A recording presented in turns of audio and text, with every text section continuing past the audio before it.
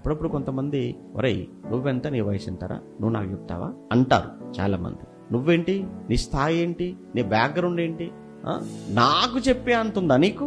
నాకు చెప్పేంత గొప్పడు అయిపోయావా? నాకు చెప్పేంత మనుషుల మాటలు ఎలా ఉంటాయి కదండి ఈరోజు.